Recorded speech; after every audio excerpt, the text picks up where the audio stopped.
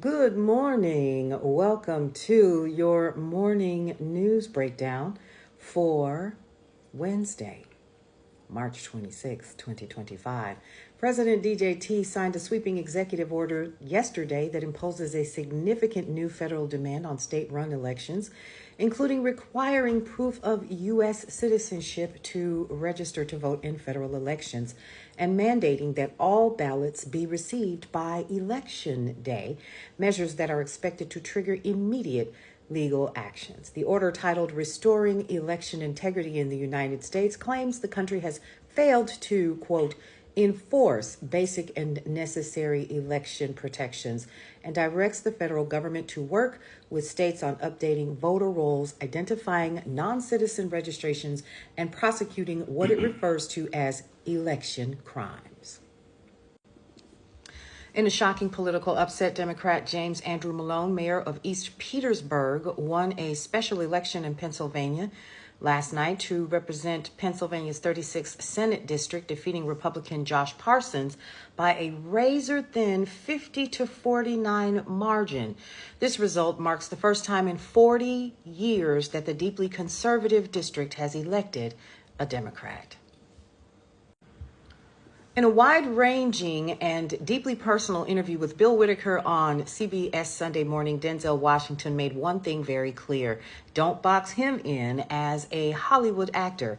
As Washington prepares for his sixth Broadway role in Othello, the two-time Oscar-winning pushed back on an industry label often attached to his name. The exchange began when Whitaker referred to him as a Hollywood actor, prompting Washington to drop a sharp line between frame and craft. "I'm a stage actor who does film. It's not the other way around," Washington said. "I did stage first and learned how to act on stage, not on film."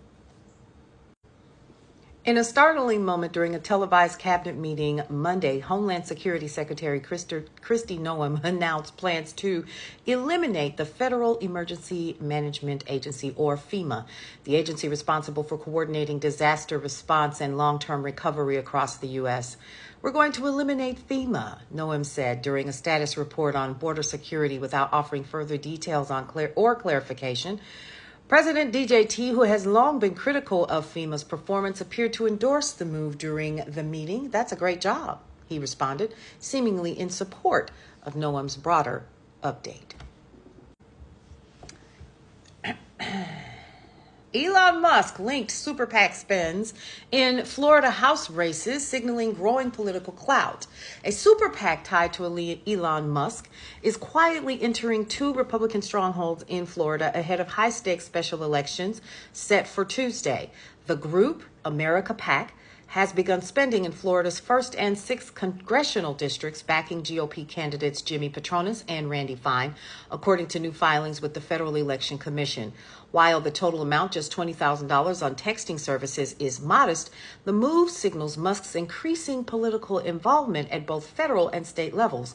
America PAC, which was largely funded by Musk in 2024, has not yet filed its financial disclosure for 2025. However, last year's reports showed it received tens of millions from the billionaire, who now serves as a senior advisor to the current president.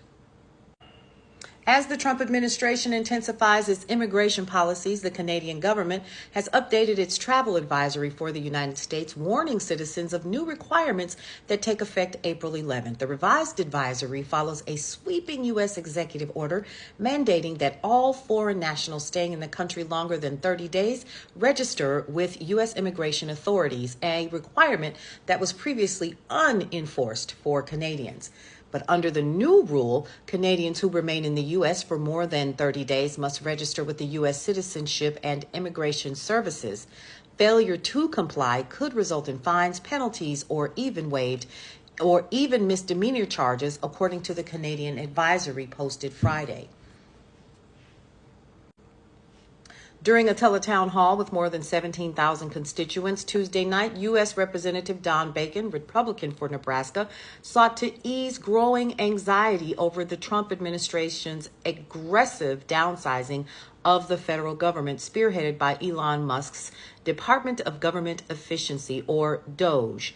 Bacon emphasized that programs like Social Security and Medicaid are not on the chopping block and pledged to push back against any budget cuts that threaten core services for seniors, veterans, or low-income families in the Omaha area. These programs are lifelines, Bacon said, and we're trying to make sure they remain strong and protected. For more news and information that you can use, head over to brownstoneworldwide.com throughout your workday. And don't forget Cityscape Radio for podcasts and sounds that you can enjoy while you're moving around today. And don't forget also Brownstone Living magazine. We'll see you today on the day shift and tips, topics, and talk. We'll see you around.